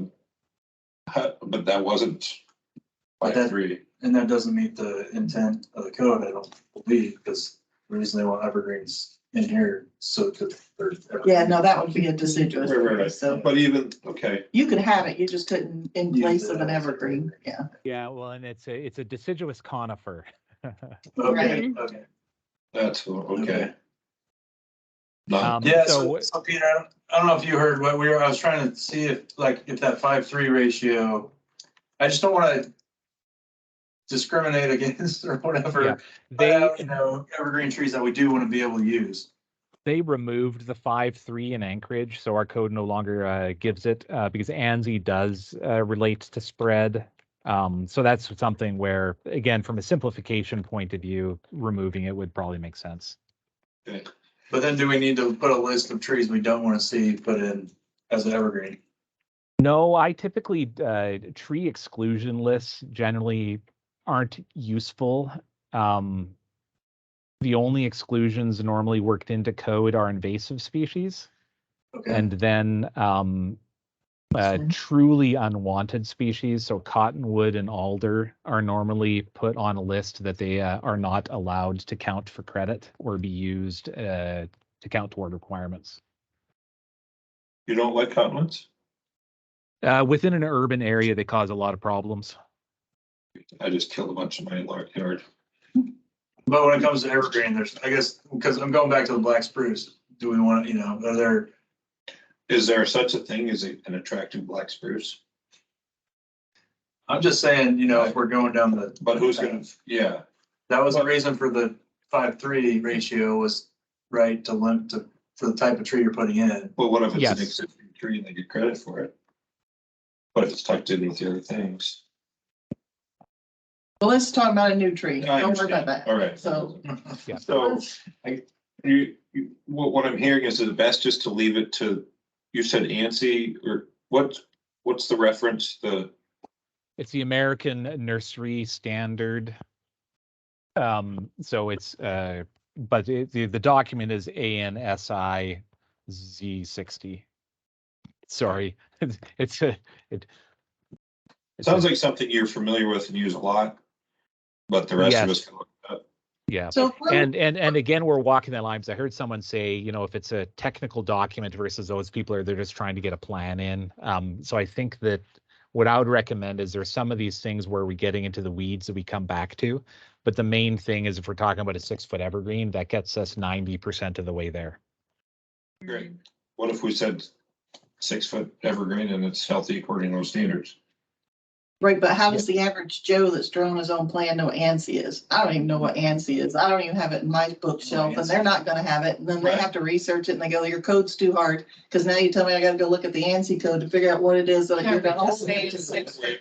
I'm just saying, is the 5 to 3 a problem if it just repeats what ANSI says anyway, because it gives them that one expectation? And we could put that this does not apply to Yes, other. but we already talked about the American Or provision of the American Standards for Nursery Stock. Right. Latest edition. Does that talk about this too? I mean, it's in here. Well, that's what I'm just saying. I'm just telling you what I hear. The feedback is I can't use this as a layman. And if Right. you're referencing an ANSI book, I'm gonna assume that most of us aren't gonna be able to crack that thing open and really understand what it's saying to us anyway. So is that user friendly to anyone who's under the threshold of being able to draw their own plan? Can they? Or are we still So forcing everybody in?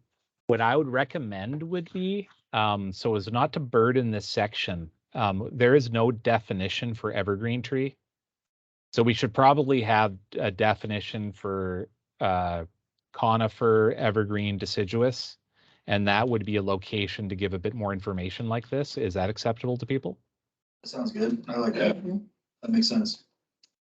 So then we just say evergreen trees are 6 feet in height, and then we, For purposes of this spread, Yeah. it's for an evergreen tree as defined in this code, which is a spruce.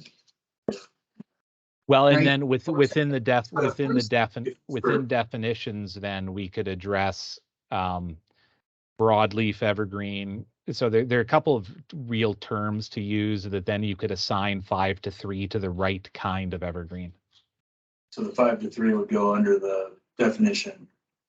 I think that might be a nice way to simplify the code body and have the Yeah. backup for it in the definitions.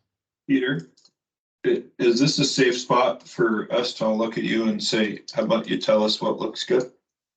So I have the definition section up, so I'm going to add notes to it for evergreen. I mean, because Yeah. if you can, I mean, write it in there in a way that you would explain it to a client. And then, so then for the section that we're currently in, for shrub, deciduous, and evergreen, each one should just basically, so it should say shrub is 18-inch height at the time of planting, deciduous is 2-inch caliper at the time of planting, and evergreen is 6-foot height at the time of planting. And then yeah, I like that. And then I like the graphic that you have in here, Tina. That would be a good thing to include in the definitions, I think. Peter, can you give me the deciduous again? What were you calling it? Deciduous is 2-inch caliper. caliper at time of planting. I like that. Just some of them just, 2-inch caliper measured 6 inches above. Oh, I saw something. I Six think the measurement is given elsewhere for how it's measured. Or is it? Like that? That could There's be. a proposed revision on this thing. Red. Yeah, and it says 2-inch caliper measured 6 inch above root crown. That's the only time I've ever. So currently in the definitions, caliper is in the definitions. So that should be where we define it. So currently it says caliper 6 inches above the ground. That's in definitions already. Perfect. Okay, gotcha. it wouldn't hurt to reference that. See definition.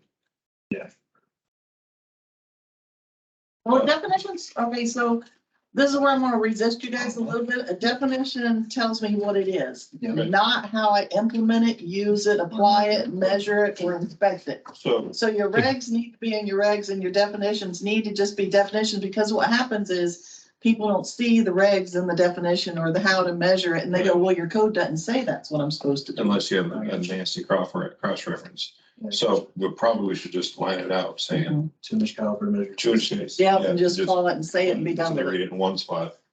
Yeah. And then the definitions caliper would be the diameter of the. It's the way you Yeah. measure the Yes. diameter of a tree. Yeah, you take a caliper and you. Yeah. if it's two- And Tina, I like what you just said, because that might need to temper how the definitions currently exist. Because in the Right. definitions for caliper, it does state how it's measured. Yeah, and we do need to fill that out. Our code's rife with those kind of things. And as we edit each chapter, we treat them and get rid of them. So, yeah, this one's needs to be looked at to make sure it's truly doing its job. So then I think then going back to the underlying, trying to simplify within here anyways by defining those 3 sizes, because those are consistent with other local standards. That's a big benefit. And then as we, within the other section where it defines the percentages of different types, that would also be a way, something to look at to understand whether the intent is worth it or not.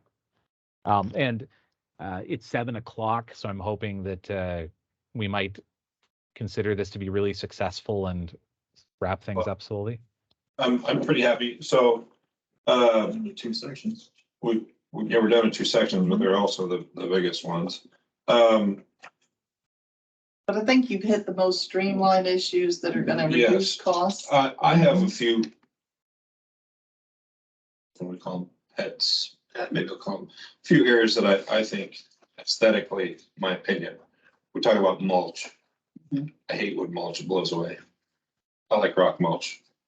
Is there any reason why we shouldn't allow rock mulch? And I I do- think that goes, so also the next 2 things for simplifying this are mulch and Sometimes. perennials. Could we start off with mulch and perennials at our next meeting? I think Understanding perennials that. are off the table anyway. That's what How about we just say right now, I'd rather not see any perennials. Anybody else not Yeah, I want to see think that's perennials? what everybody said. Yeah, I think we're all on the board with I that. feel like perennials are Except for maybe as an accent. So That's what you said. perennials are a spice that should be left to the designer and the owner to make it look pretty. Yeah, that's what I had in my notes, as you guys had already It's said. it's the perennials. Okay. And, So- and the only devil's advocate thing I would say to that, so I'm completely fine with it being removed completely. Tina, is there anything to speak to having it within code that it happens at vehicle entries or someplace? Are you okay as the planner with removal of perennials 100%? I don't think that there's, like I said, just speaking honestly, there was never the full understanding or vetting of the perennial impact when the code was adopted. So it really needed to be vetted, and it's being vetted. So It's- if a developer wants to use it as an accent piece, they should be, I mean, obviously they can, you can do more. But as far as minimums, I don't think anybody's ever said, and I just hate that site because it doesn't have a perennial flower. So no one ever- They've said, I don't like that site because it doesn't have any shrubs or trees, but they've never said because of no perennial flowers. I think we do need to address it though, in as far as how, if they are used, how it applies to your landscape area. If you could count that as part of your landscape. Yeah. Oh, like if so many perennials count toward one Or shrub or something? Maybe not that quite that complex, but just so that way it's covered that if you put a perennial bed on your site, it's not counted towards, it's counted towards something. It's not. Well, It count towards helps, the 15. it helps to validate, Okay, yeah. it helps to Like validate your 15%. And Yeah. tulips. Yeah. Okay, so then, and I'm just going to be blunt with this again. So perennials go away, but they're still will provide benefit to the 15% requirements. Yes, Love that, Nice. because then it's discretionary. right. So if somebody wants 1,000 square feet of perennials instead of grass, power to them. And then when it comes to, sorry for interrupting before, when it comes back to mulch, I think that the document that I'd sent during the meeting last time, I had a definition for mulch was Planting beds containing trees and shrubs shall use mulches which consist of shredded bark, wood chips, or stone aggregate or other mineral mulches that are 1/4 inch or more and do not become compacted. That's what Anchorage uses. That's That's a better. So every time I good put down definition. wood mulch, it's, But you know what I see in Anchorage? I drove in last night or Saturday night. First time, long time, off the bar, Northern Lights, that kind of stuff, seeing some new buildings. And it made me laugh. I'm sharing it with you guys, just being honest. It was wood mulch. And I'm like, are you kidding me? Why am I getting beating up? Every new site in Anchorage is wood mulch, almost without fail. So I don't understand the pushback on the wood mulch when they're either being forced to or choosing to. And I don't know which it is because I don't know what Anchorage says. So is it a choice or is it a requirement? So the benefit in Anchorage is we don't get horrible wind. Right, but our wind doesn't usually start until the snow's on the ground or it's frozen. So that mulch is kind of stuck anywhere anyway. But and you're supposed to curve it up, and your landscaping is supposed to be below the curve, which is a windbreak. Well, Okay, and I agree with rocks, but you guys got to define it better than larger than 4 inch, because you'll have a bed full of rocks this big or something. Yeah, I mean, I see all realm of stuff. and the truth is, in the end, it comes down to maintenance.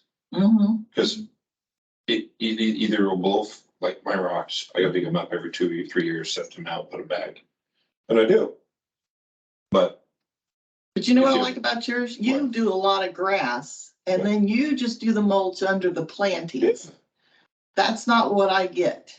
I get but the that's entire not 10-foot bed is a sea of rock with a few plantings in it, and that's not aesthetically pleasing. So there's some balance between that, and how do you write that code? All the weeds grow up okay, in the rock. well, That's like- and one of the challenges is, and I can't remember it was the new code or not, but we weren't allowed to put anything within those because lawn wasn't allowed within the planting bed. So it goes back to the clarification. So I think Yeah, that was the previous code. So the Yep. new one does allow it. yes. And I think that's, or at least from us, so for me in Anchorage, if we're required to have an 8-foot landscape bed, I try to minimize the amount of bark mulch to the smallest extent possible, because these big areas of brown aren't necessarily that great. So again, from a design perspective, the flexibility to use the appropriate material based on wind or moisture is much appreciated. Mm-hmm. so I think whatever definition you had of mulch there, I think it comes down to compaction. I think of aesthetic, and clearly you've thought about how to keep it healthy. How do we write that for next time? And I think the definition's good, Peter, and I don't have a problem with your definition. Not that it matters what I think, but I mean, I agree with your definition. So that's not the part that I think you need to You have focus to talk on. to the public though, so. Right, and I You don't say it doesn't think, matter what you think, I think it kind of does. I think the bulk of them do agree that they don't like the 10-foot wide rock bed. Mine's only And- 6. Right, but no, you mix yours with rocks and Well, plantings and mine's- grass and, Yeah. yeah, you have a mixture, and that's perfectly attractive. I mean, Right. that's very nice. But for the ones who don't do that, I mean, I think we just need to say the rock can be used for mulch around the base of the plants, but the majority of the other portion of the landscape bed must be in some kind of evergreen ground cover or grass or something. Yeah. So one of the huge challenges with code, as soon as you start to protect yourself from the lowest common denominator by dictating design, it gets complex and everyone loses. So unfortunately, code needs to accommodate the fact there are going to be a couple of ugly sites because someone doesn't have good design sense. But Peter, all of ours have been ugly. I would agree with, well, okay, in the past, when we didn't have any standards, what came across the door every time was a 10-foot rock bed with a few plants in it. There was no one proposed, and the code didn't say one way or the other. Even the ones under the previous planner who said, contrary to the code saying it was vegetative mulch, allowed rock mulch. Yep. It was still a 10-foot sea of rocks. And it's just, that's what's making our city look not polished. Basically, I have a gravel But I- bed, I put a shrub and But I then. don't know Yeah. if that's not necessarily, I think what Peter was getting at is not necessarily just rock mulch that's creating that issue. Because you also get a big wide, 10-foot wide planting bed of Grass. bark mulch. And No, that's ugly too. that's what You're it's right. right? That's- you're right. Especially when it gets blown around. Yeah, no, it's all ugly as You know, well, so right? it's more of an issue of how do we address the landscaping bed? Do we encourage grass? And Tina, I think the, Bring grass in there. Hold the Tina, line. I think the kudos is the change in the past 10 years with new projects. And this is that, conformance over time is that Wasilla is visibly changing with new development. One of the benefits of landscape architect involved is we do try to look out for the public good and we try to make things look nice. So I love the fact that we're not required to put in a 10-foot width bark mulch anymore, that we can use lawn, curvy landscape edging, use different materials. So because you have landscape architects involved, you can assume a higher level of thoughtfulness on the projects because we work on them all the time. And we will challenge our clients to understand their maintenance and what it looks like. It's the one-off projects where someone just doesn't give a damn that might be what where the problem lies in the future. Cause I'd rather see 10 feet of grass. Me than 10 too. feet of. Agreed. Yeah, because look at Yeah. Walmart, when you go that side where the pickup is, and I've taken some pictures, and I'm sorry I don't have them, but I can show you.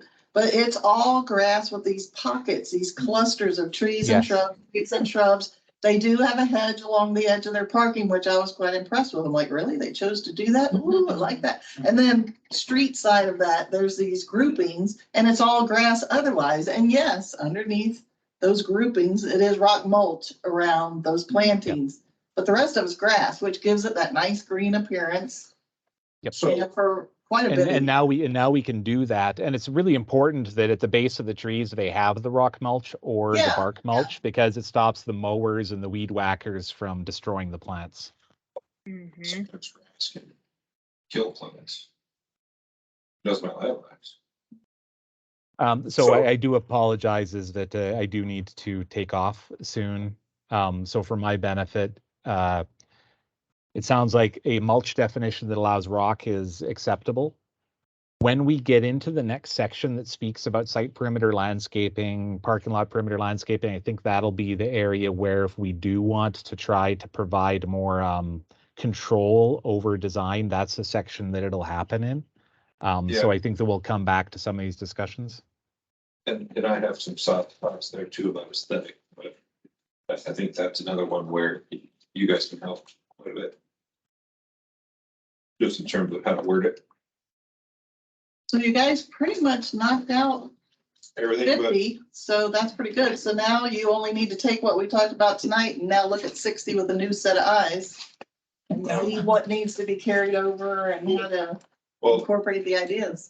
Peter, anything else to add? Or anything else to add?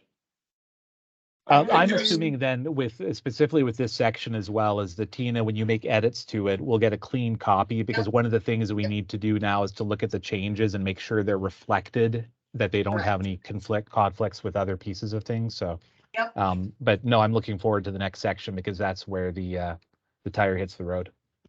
I would encourage everyone to review the remaining, make some sketches on what you think we should do. And ready to rock it out at the next meeting, or if anybody wants to email it in ahead of time, can we post it? Can we circulate it?